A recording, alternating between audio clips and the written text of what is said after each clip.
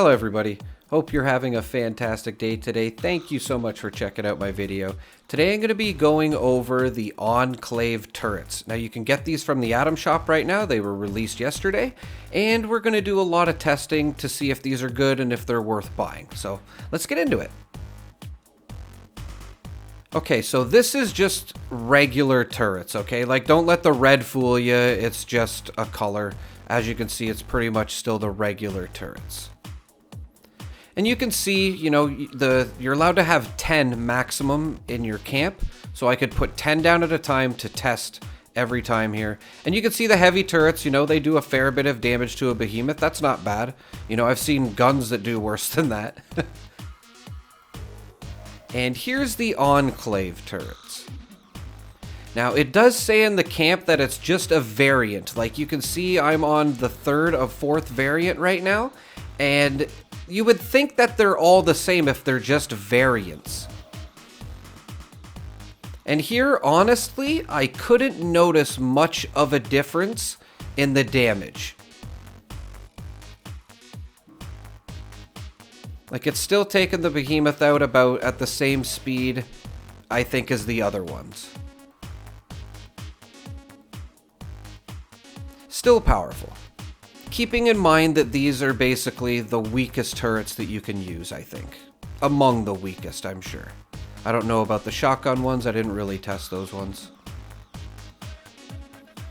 Yeah, see, it almost seems like it may be a little bit slower. But I think it's just timing and you know, the way he's moving around and whatnot. I really feel they're about on par for damage.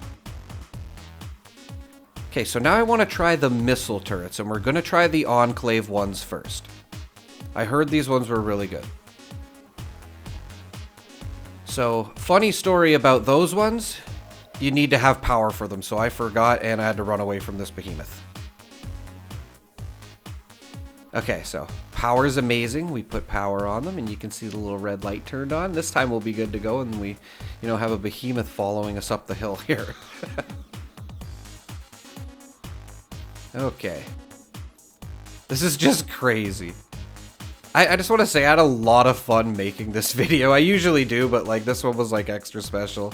Just testing this against the behemoth. A lot of fun. I hope you guys enjoy the video. And you can see the rocket launcher turrets, whatever you want to call them, the bazooka turrets, definitely do a good amount of damage.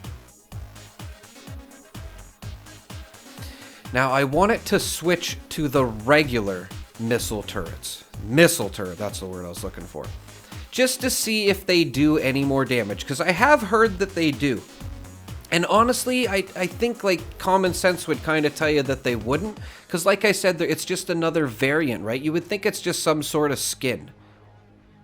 But when I tested the missile launcher here, I feel like they were doing a little bit more damage. Maybe they're more accurate, or maybe they do more damage, I'm not sure.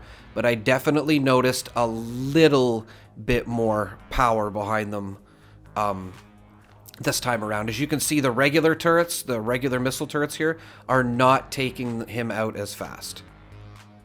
The Enclave ones were definitely faster, and that was with him moving around, like he's just standing here, and these ones just seem to fire slower. So maybe not with the regular turrets, but missile turrets for sure. I definitely think the Enclave missile launcher specifically has an advantage.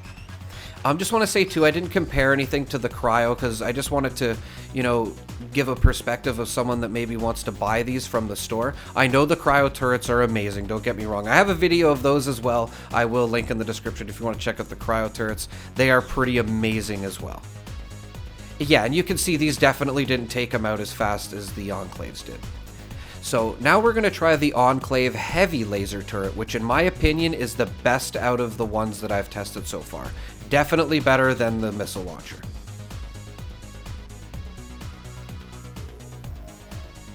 Like, look at the health go down now.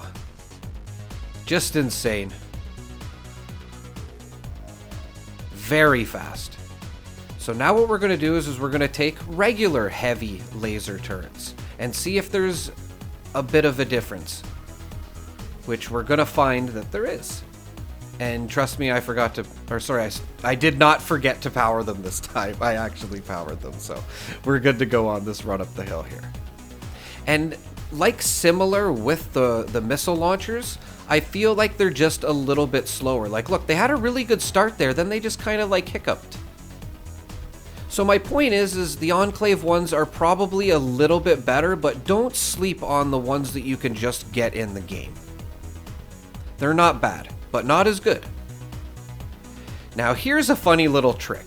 Demolition Expert seems to help out turrets, and not just missile ones, laser ones. I don't know about the other ones, I didn't test the other ones, but you're gonna see here that he couldn't even get up the hill this time with Demolition Expert 5 on.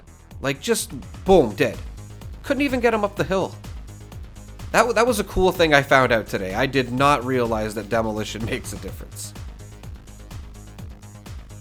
So here's the heavy, Enclave ones, just to show you that they do even more damage, if you can believe that. Again, he does not make it up the hill. And just look at that health go.